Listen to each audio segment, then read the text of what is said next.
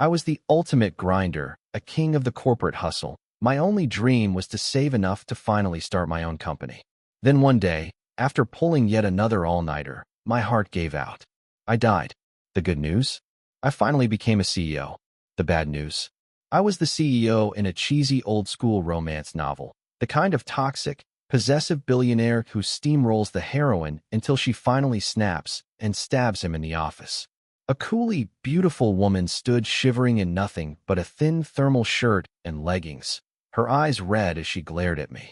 Is this enough? Are you satisfied now? According to the plot, the CEO I'd become was supposed to cross his legs, smirk, and tell her to keep going, kicking off the novel's first steamy, non-consensual scene.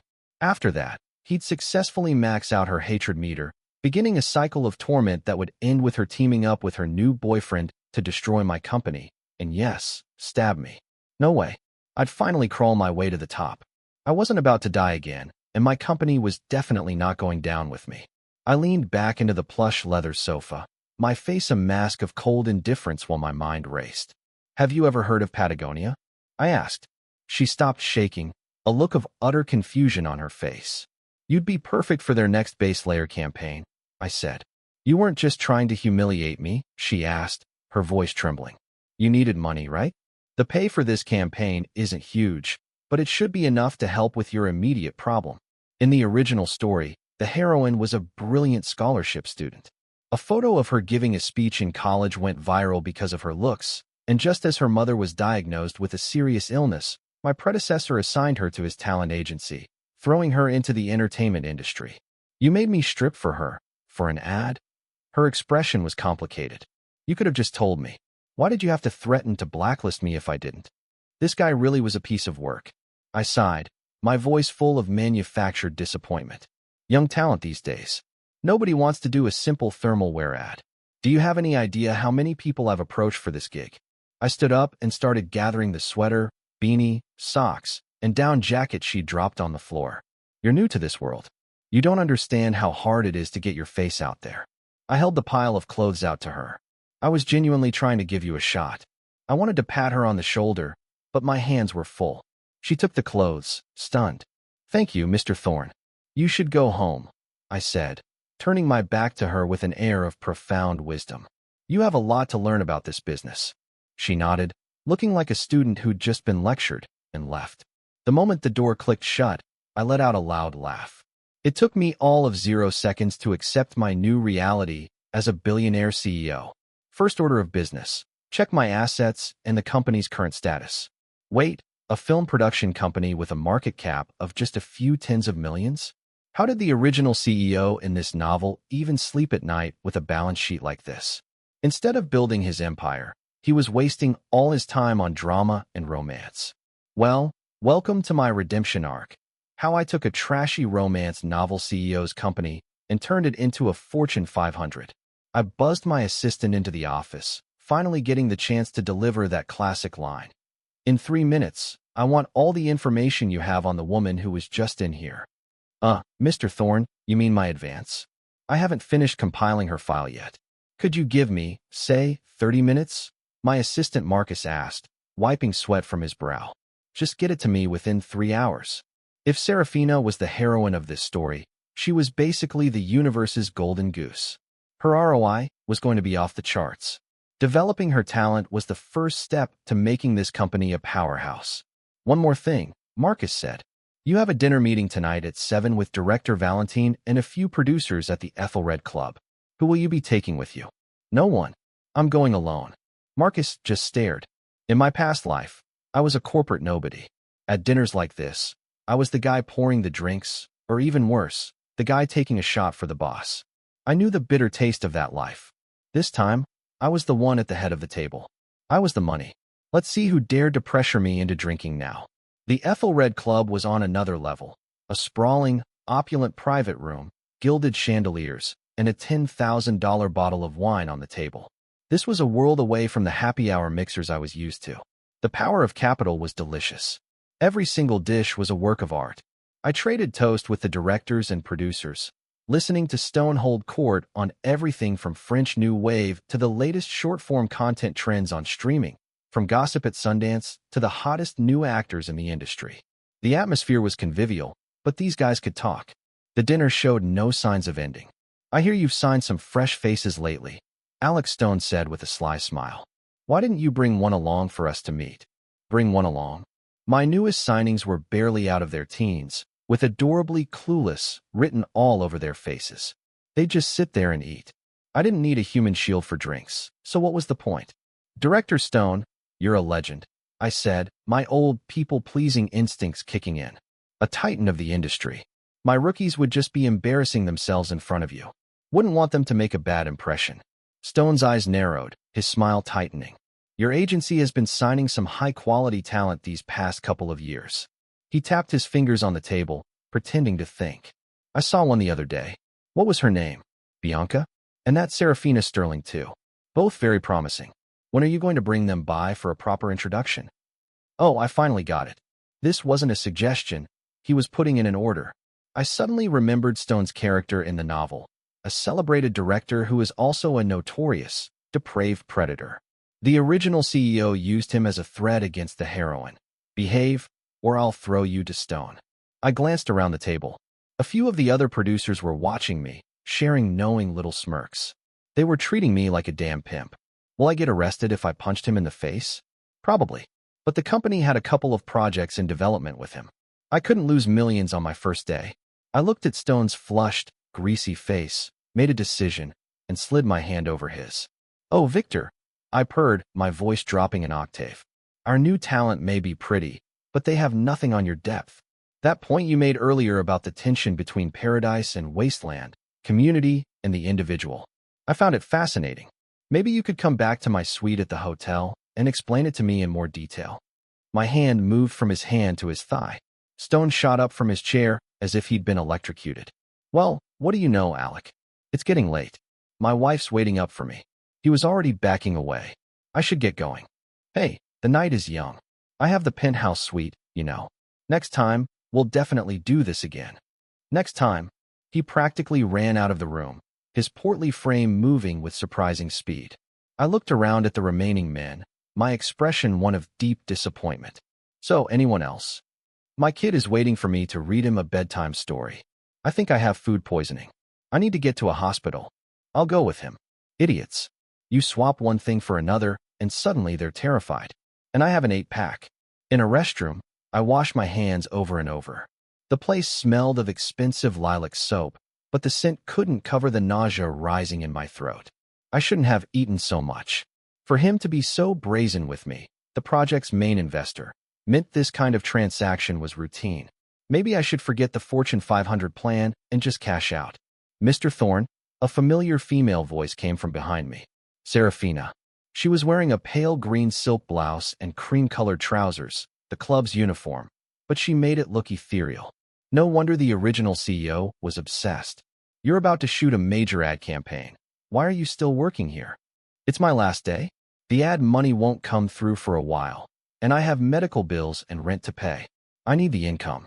She fidgeted with the hem of her blouse, looking at me nervously. "Are you off?" "Yes, my shift just ended. I've had a few drinks. I need a driver. Can you take me home?" I loosened my tie. "Okay, I'll just go change." Wait, no. The heroine in the book was supposed to be smart. How is she going to survive in this industry if she was this naive? "No, that's wrong. You should have refused immediately," I said. Serafina froze. I didn't. After 10 o'clock at night. A man asks you to drive him home. Can you not read between the lines? Even if you're not interested, what if he tries something? Can you get away? I wasn't thinking," she stammered, flustered. "You're going to be at a lot of dinners like this from now on. In the future, if you find yourself in this situation, no matter who the person is, you refuse. Understand?" "Yes, okay." She snapped to attention like a soldier, one step short of saluting me. Seeing that she got the message, I nodded, satisfied. "Go home.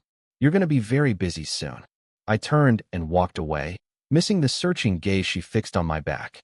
I'd have to play the boss for a little while longer. At this rate, she'd disappear before she even got started.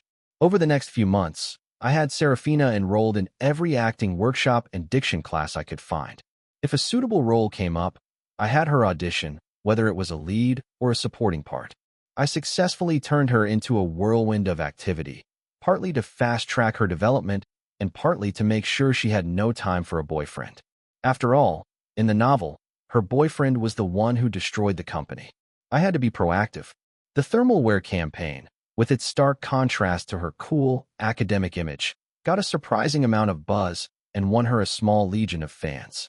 The gamble had paid off. Today was the first day of shooting for a new TV series, the biggest role she'd landed so far. I decided to stop by the set to show my support and make sure no one gave her a hard time. Watching her, I could see how much she'd grown. She was more poised, more confident. It was like leveling up a character in a life sim game, and I felt a ridiculous surge of pride. A prodigy is a prodigy, no matter the field. That feeling of accomplishment lasted until I went to the underground parking garage that night. As I approached my Maybach, I saw a woman leaning against it, long legs, beautiful face, the whole package. What was this, a horror movie? Are you trying to give someone a heart attack standing here in the dark like that? I said, wondering how long she'd been holding that pose. Mr. Thorne, you're so mean, she purred, gliding towards me. Have you ever seen a ghost as beautiful as me? Don't you come any closer. So, what are your plans for tonight? She asked, wrapping a strand of hair around her finger, her eyes sultry. I have 2 project proposals to review and a chapter of a management book to read. I mentally ran through my evening schedule. Running a company for the first time was nerve-wracking. I had to stay sharp. Bianca, is there something else? If not, I'm heading home. She dropped her hair, her jaw slackening. You know my name? I make it a point to know most of the talent at my company. It seems like it's been a while since you've booked a role. So you did know, she said, pressing herself against me, her eyes wide and pleading. Then help me. I'll do anything you want. Was this some kind of test? I tried to pull my arm away, but she clung to it like a drowning woman to a piece of driftwood. I sighed. Time for another educational seminar. Ms. Evans, this approach, using yourself as a bargaining chip, is a terrible strategy. It opens you up to bad press and makes you vulnerable to manipulation. You're one of my artists. If there's something I can do to help, within reason, I will. You'll help me, she said, stunned. But didn't you tell my agent not to give me any work? Why would I do something that hurts my own company? Suddenly, Bianca burst into tears. My agent, he kept trying to force me to go to these parties with clients. When I refused, he cut me off. I thought you knew that. You approved of it. I haven't been on a set in almost a year. I was desperate. I thought if I had to be with someone, I'd rather it be you than one of those old men. Congratulations to me for winning the Most Desirable Predator award. Wait, my company employed agents this unprofessional? What's your agent's name? Gary Davies. Got it. I'll assign you a new agent, and if what you're saying is true, I'll fire him. Do you need anything else? I handed her a tissue. No, that's it. Thank you. Really, she said, wiping away her smeared eyeliner. I'm sorry, I said with a sigh. I shouldn't have judged you like that. The person who really deserves to be yelled at is me. I had overestimated the original CEO's competence and ethics because of the novel. I've been so hyper-focused on Serafina that I've forgotten I was running an entire company. This is a failure of management. It's my problem, and I'll fix it. It's easy to judge from a moral high ground. It's much harder to actually solve the problem. No, Mr. Thorne, you were right. I was out of line tonight, Bianca said, looking surprised. Can I ask you a personal question? Do you have a girlfriend? Her face seemed to get redder. How'd the conversation get here? Mr. Thorne. Before I could answer, a familiar voice called out from behind me. It was Serafina. So the classic scene where the male lead makes the heroine jealous by interacting with a rival actress was finally happening. Just not like this. The parking garage was certainly getting crowded tonight. I hope there weren't any paparazzi. Serafina. Bianca called out warmly. Mr. Thorne. I told Serafina about my situation. She's the one who encouraged me to come find you. I was dying to know what her exact words were that led to this interpretation. What are you doing here? I asked Serafina, noticing she looked thinner. First, you should answer Bianca's question, Serafina said. Her lips pressed into a thin line as she looked at me. This was a perfect opportunity to nip any potential romance in the bud. I'm in a critical phase of my career, I said with grave seriousness. I have no time for a girlfriend. You're in the same boat. It's not in your contract, but this is a crucial time for you. You can't afford the distraction of a boyfriend. Mr. Thorne, what about me? Can I date? Bianca asked. Do whatever you want. Just manage the publicity, I said, baffled. Didn't their agents go over this when they signed? Bianca shot Serafina a meaningful look. They definitely got the message. I nodded, satisfied. A focused employee is a happy boss, right? So what did you need? I asked Serafina, feeling a pang of guilt. I was half expecting her to yell at me for overworking her. I came to thank you for stopping by the set today, she said sincerely. Now the guilt was mixed with shame. After you wrap this project, I'll schedule some vacation time for you. You've earned it. That's not necessary, Mr. Thorne. I want this. Since I chose this path, I want to be the best. I promise I won't make you regret your decision. What a model employee. The original Alec Thorne was a lucky guy. Fine, if she insisted, I'd just have to keep exploiting her work ethic. You're sure you don't want a break? Maybe just a couple of days. Fine. In the weeks that followed, I put myself through the ringer too. I started by auditing the entire team of agents. I couldn't believe what I found. Some were using dual contract schemes to dodge taxes, putting the entire company at legal risk. It was a criminal conspiracy waiting to happen. The original CEO's company would have imploded even without Serafina's boyfriend. Terrified, I dragged every department head into a series of marathon meetings to overhaul our entire operation. I had to admit, chairing these meetings as the big boss was incredibly satisfying. Before I was reincarnated, I clawed my way up to a junior management position. I had to suck up to my superiors and manage my team below. It was more exhausting than being a regular employee. The thing I never understood was how a senior leader, completely disconnected from the day-to-day work, could have the audacity to pontificate about strategy. Was asserting authority more important than achieving results? Now, sitting at the head of the conference table, I still didn't get it. I'd rather delegate to the experts, zone out quietly, and just give the final nod. My greatest advantage was knowing the novel's plot, allowing me to make strategic investments ahead of time. But the plot only went so far. It ended when the heroine won a major film award, still didn't love the CEO, and he locked her up in a fit of rage. Her career was over. The story's focus on the entertainment world vanished, and my advantage would be gone. But by then, I should have had my fill of running a company, made enough money, and could finally retire. Villas by the sea. Global travel. God, I needed a vacation. Mr. Thorne, is something wrong with my report? The agent next to me asked nervously. He was presenting an evaluation of talent we were considering signing. I want to sign Silas Vance, I said, sitting up straight.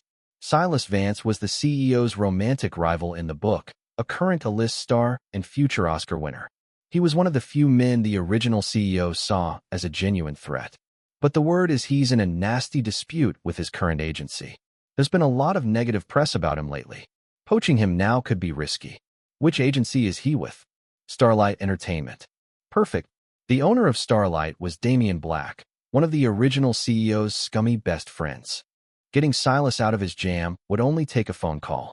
Damian released him without much of a fight, though he made sure to charge me a hefty premium. It turned out their contract was solid. Damian was just holding him hostage out of spite. At first, Silas was reluctant to join us. It was only after he repeatedly confirmed my sexual orientation that he finally signed the contract. A few months later, Serafina's new show premiered and, as I expected, became a massive hit. She played the villainous second female lead, but she portrayed the character with such nuance and depth that audiences sympathized with her. The online discussion about her character surpassed even the protagonists, and Serafina became a breakout star. Offers for variety shows, interviews, and endorsement deals came flooding in. I had also invested in the show, and that, combined with profits from other projects, had doubled the company's market value. The invitations, both overt and subtle, started pouring in for me too. I was eating at so many lavish dinners that the original CEO's 8-pack was starting to disappear. Eventually, I chose a dinner with a more familiar crowd and brought Serafina along to help her network. I just didn't expect to run into such an ass. Serafina, my dear, sticking with Mr. Thorne is the smartest move you can make. You have a bright future. A man across the table slurred, his face flushed and his scalp shining under the lights. I'm Owen Bell, a producer. Come on, a drink with me. The next time I have a great script, you'll be my first call. He had to be kidding me. His movies were garbage, and apparently, so was his judgment. You're right, sir. Mr. Thorne is an excellent boss and a brilliant investor. Just as I was about to speak, Serafina had already risen gracefully, holding her wine glass. Our Mr. Thorne, huh? Why, that feels so good. Not a single film he's invested in has lost money, she continued, her voice clear and steady. In fact, the script for my show was one he personally selected for me. Every other director and investor at the table turned to look at me. So, even if I wanted to be in one of your films, it would depend on whether Mr. Thorne sees potential in the project, she finished, smiling sweetly. Perhaps you could tell us about the performance of your recent work. If the numbers are good, maybe Mr. Thorne will consider investing in your next one. This guy mostly directed low-budget streaming flicks, and his last few have been colossal flops. He was brought here tonight by a more successful friend and had been trying to get my attention all evening. I'll have a drink to that. You, of course, can do as you please, Serafina said. She took a delicate sip of her wine and sat back down, leaving him looking like he'd swallowed a bug. My girl was all grown up now. I was just straight up proud. Later, the friend who brought Owen scrambled to smooth things over and shut him up. It looked like Owen had just burned one of the few bridges he had left. Outside the club, the cool night air washed away the cloying scent of expensive cologne and felt blissfully fresh. Mr. Thorne, was I out of line back there? I hope I didn't cause any trouble for you, Serafina asked, a hint of worry in her voice. Don't worry about it. The only reason I came to this dinner was to make sure you got a decent meal. You've lost too much weight. The right director will choose you for the right role, and for a role that isn't right for you. It wouldn't matter if I bought my way in. The result would be terrible. So just be yourself with everyone. Looking at the confident woman Serafina had become, I felt a deep sense of satisfaction. Thank you, Mr. Thorne. I'll work even harder, she said, and when she smiled, she already had the unmistakable aura of a star. Her eyes were gentle but held a flicker of ambition, and two small dimples appeared in her cheeks. My heart seemed to skip a beat. Was it the novel's plot kicking in? The rule that the CEO had to be drawn to the heroine? Well, Alec, look at you. I invite you out a dozen times, and you're always busy. I guess I know why now. Found someone better to spend your time with. Our moment was broken. Two men were walking towards us. It was Damien Black with his arm wrapped around a young man. As they got closer, I saw that the young man's head was down, and he seemed to be trembling. He couldn't have been much older than 20. Liam, Serafina said in surprise. You know him? I asked. We were on a show together. He was new and he asked me for some acting advice. What a coincidence, Damien said with a smug, predatory grin. Looks like my new plaything knows your date. Suddenly, the young man, Liam, looked up, his eyes wide with panic. Please help me. He's trying to force me. Aye. Before he could finish, Damien drove a fist into his stomach. Liam let out a muffled groan and doubled over in pain as Damien tightened his grip on his shoulder. Damien's smile never wavered. Sorry about that, buddy. A little domestic dispute. This one's new, hasn't been properly trained yet. A chill went down my spine as I fully registered the world I was now in. A world where money and power could operate above the law, where people could be treated as objects. The original CEO was just like him. In my old life, I was just a regular guy chasing money while being crushed by those who had it. I could never truly identify with these people. Was this system really right? And now that I had the power to challenge it, why shouldn't I try? Let him go, I said, stepping forward. Come on, Alec. I already let you have the last one. Don't be greedy. The last one. Silas Vance. No wonder Silas had been so paranoid when we first met. Damien had traumatized him. A rage I had never felt before washed over me. Seems to me like neither of them wanted to be with you, Damien. I sneered. All that money, and you can't get anyone to actually like you? It's kind of pathetic. You must have some serious self-esteem issues if you have to resort to this. Alec, what the hell is wrong with you? Damien's face darkened. You screw one actress, and suddenly you're a white knight? Stay out of my business. First, she's my employee. Show some respect. Second, I'm getting him out of here. You can either let him go now, or after I beat the crap out of you. Your choice. I moved to stand in front of Serafina.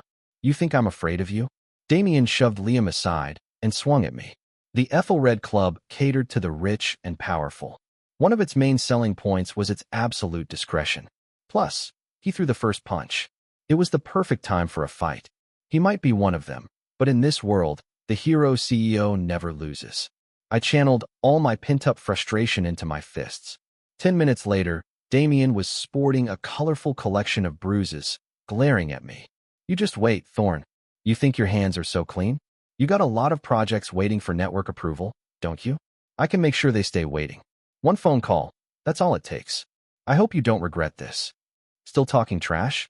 Guess he hadn't had enough. I cracked my knuckles and took a step forward.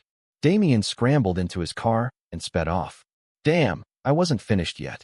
After that incident, I established 2 new rules for all talent at my company. No artist is ever required to attend drinking parties or schmooze with clients. Any artist who experiences or witnesses harassment of any kind can report it directly to the company. We will terminate contracts with the offending party and report them to the proper authorities. If you can't fight a wizard with mortal weapons, you fight magic with magic. I couldn't change the whole industry, but I could at least try to stop it from changing my people. I wasn't too worried about Damien's threats. In the novel, the only person who could defeat the male lead was the heroine. He never lost to a side character. As for Liam, it turned out he was a trainee signed to Damien's company. He had just debuted when Damien set his sights on him. I offered to pay his termination fee and sign him, but after thanking me profusely, he refused, saying he had other things he needed to do. I didn't get it, but I soon had other things to worry about.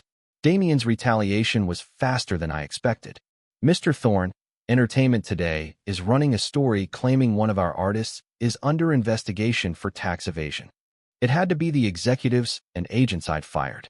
Mr. Thorne, we just got word that the review for Silas Vance's film Memories of a Dynasty has been suspended. The official reason is further verification of materials required.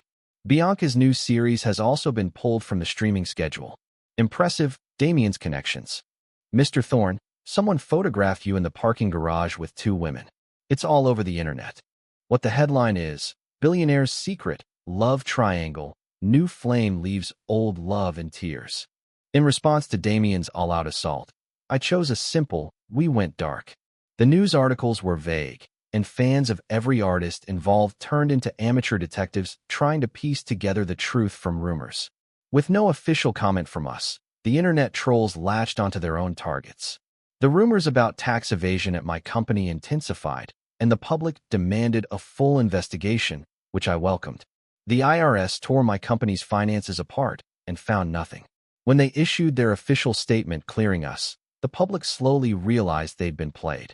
The artists who had been under the most suspicion actually gained a wave of sympathy fans, and since my company had been audited, I felt it was only fair to request that they take a look at the competition. I sincerely hoped Damien's Starlight Entertainment was ready for its close-up. As for the block projects, it wasn't just Silas's film and Bianca's show. Some of our reality TV programs were also mysteriously hitting snags. Damien was more resourceful than I'd given him credit for. After reassuring countless anxious producers and co-investors, I decided to take a vacation to Santorini. I'd offer Serafina a break too, but she'd enrolled herself in more classes instead. That's a top student for you. Lying on a black sand beach watching the Aegean Sea glitter, I felt that traveling alone was missing something. The sound of waves crashing against the rocks was starting to get on my nerves. The blue of the sea made me think of her. The white of the volcanic cliffs made me think of her. Just as I was debating whether to call her and reassure her that the company wasn't going to collapse, I got a call from Liam.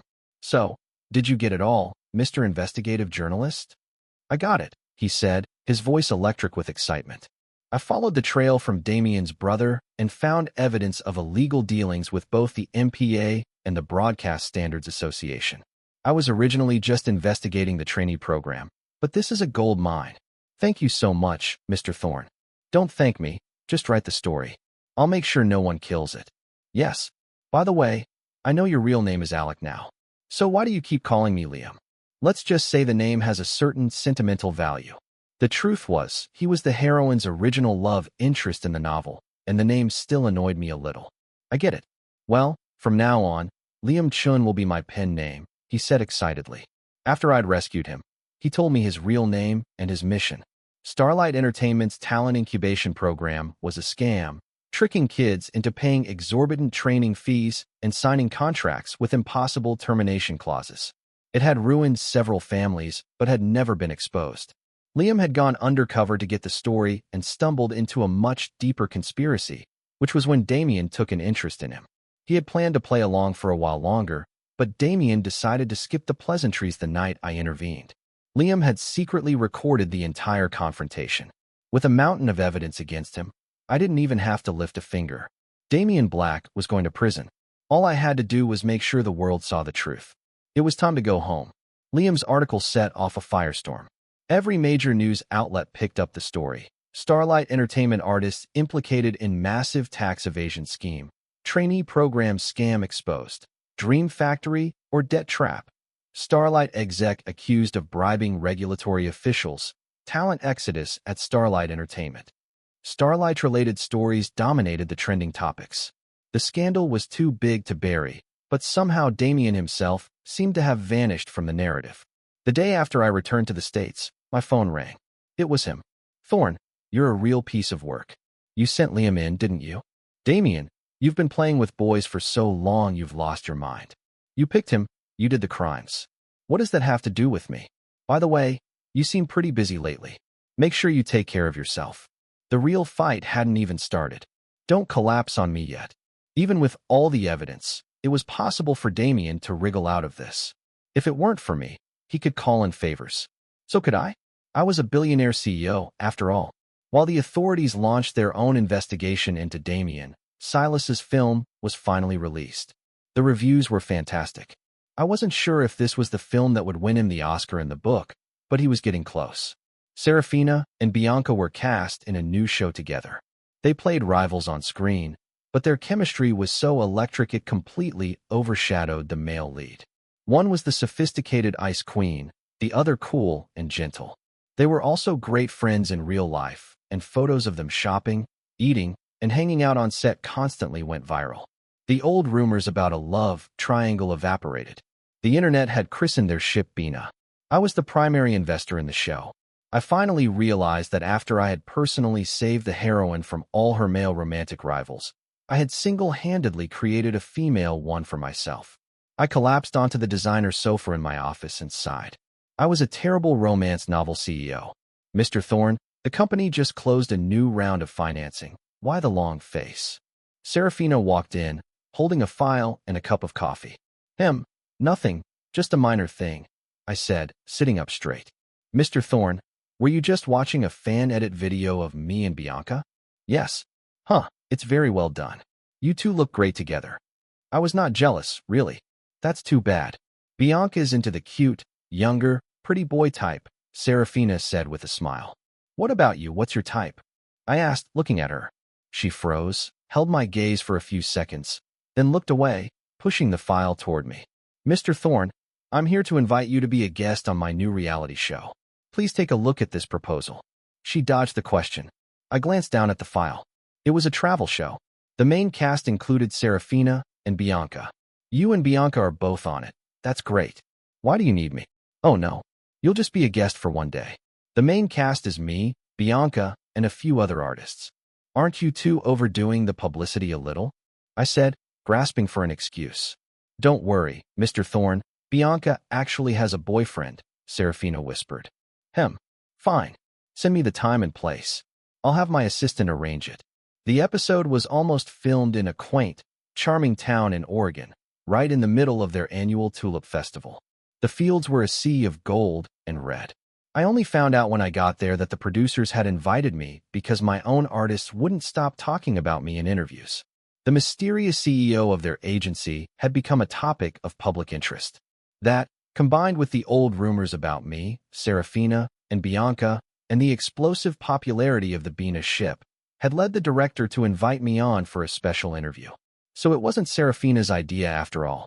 The paparazzi once caught you in a parking garage with both Bianca and Serafina. Is that story true? The photo is real, the story is not. I was discussing an issue with Bianca's agent. That's all. Statistically, almost every project you've invested in has been a hit. Do you have a unique method for picking scripts? Good feeling. Because I'd already read the ending. Serafina mentioned that you have a company policy forbidding artists from schmoozing with clients or tolerating harassment. Can you comment on that? There's nothing to comment on. That's how it should be. Are you currently in a relationship? No. The shoot was supposed to end at 9, but we wrapped by 8. I ordered late-night food for the entire crew. I was planning to leave the next day. Serafina walked me to my room at the inn. It was a remote place, a fair distance from the filming location. We made small talk along the quiet, moonlit path. "Mr. Thorne, you were a man of few words during the interview today. I don't have much experience as a public figure. The less I say, the less trouble I can get into." The truth was, I was sulking. A gentle breeze blew past, carrying the scent of damp earth and flowers. My mood slowly began to lift, and I felt a pang of regret for my childish behavior. "Mr. Thorne, Serafina began, but her voice was cut off by the sound of frantic footsteps. "Alec Thorne, you're going to die." A figure lunged out of the darkness behind us. In the dim light of a distant street lamp, I saw his twisted face and the glint of a knife in his hand. It was Damien Black. Wasn't he under investigation? He rushed at me. All I had time to do was push Serafina behind me. The first thing you feel when a knife goes in is cold. Then comes the pain. A sharp, icy agony bloomed in my side. I clutched the wound and, through a wave of nausea, threw a punch that sent him sprawling. He scrambled back up, ready to charge again, but Serafina shot out from behind me and took him down with a perfect roundhouse kick. I wanted to laugh, but the pain was too intense. My vision started to blur. I saw Serafina running toward me, catching me as I fell in her arms. The plot of the novel was completely wrecked, but the ending still had to be the CEO getting stabbed. What a cliché. Still, dying in the heroine's arms wasn't the worst way to go. "Oh God, this is all my fault. I never should have suggested to the director that they invite you. I was going to tell you that I like you. I've liked you for a long time, but I knew there was this huge gap between us, that I wasn't ready to stand by your side yet, so I never said anything. I was afraid you'd think I was just trying to use you. I wanted you to wait for me. I was so greedy. Please, just wake up. Deal. But we're dating while I wait." I managed, turning my head with immense effort to meet her tear-filled eyes. Doctor, he's awake. I didn't die, and thankfully, I didn't get sent back. The doctor said if I'd arrived 5 minutes later, I wouldn't have made it." Lying in a luxurious VIP hospital suite, I listened as Serafina filled me in on what happened with Damien. He had already been convicted but had bribed someone to help him flee the country. He was so consumed with hatred for me that he decided to kill me before he left. He'd been waiting for an opportunity, and my trip to a remote location was perfect. If he succeeded, escape would be easy, and getting me to a hospital in time would be nearly impossible. He was right. But at that exact moment, the food I had ordered was being delivered. The delivery guy saw me, threw me on the back of his electric scooter, and rushed me to the production's base camp. From there, a car took me to a local clinic, and once I was stabilized, I was airlifted to a major hospital. Serafina had put the show on hold to be with me. I had survived. Damien's fate was sealed. No amount of money or connections could save him now. "Honey, I don't want to go to work. Can I just retire, and you can be my sugar mama?" I whined, reluctantly putting on my suit. Across the room, Serafina, dressed in a silk robe, was calmly eating her breakfast. She had started her own production studio and was now a producer herself. She said she preferred working behind the scenes. Once again, a prodigy is a prodigy. In just a few years, she'd become a power player in her own right. With her around, my job as CEO was even easier. But cashing out was no longer an option. Serafina stood on her toes, gave me a quick kiss, and fixed my tie. "Be good, Mr. Thorne. After this interview today, we can go on that trip." She was treating me like a child. "And this time, you can't just give one-word answers, or else." I know, I said, cutting her off by pulling her into a much deeper kiss. In the years we've been together, she's faced far more public pressure than I have. I also got a first-hand taste of the obsession wealthy families have with social status. I often wonder if my mother ever secretly tried to pull the "here's a check $4 $5 million, leave my son" routine on Serafina. Serafina says she didn't. We're both a little disappointed. But through all the storms, we trusted and understood each other. The rumors and scandals about our relationship came and went, but as Serafina's talent and success became undeniable, and as my company grew more powerful, the online vitriol slowly turned into respect and eventually blessings. Even my parents came around. Standing beneath the temple of Poseidon, We watched the sun set over the Aegean Sea. I pulled Serafina close and kissed her under a sky painted in fiery strokes of orange and purple. In this version of the book, the billionaire and the heroine get their happy ending. And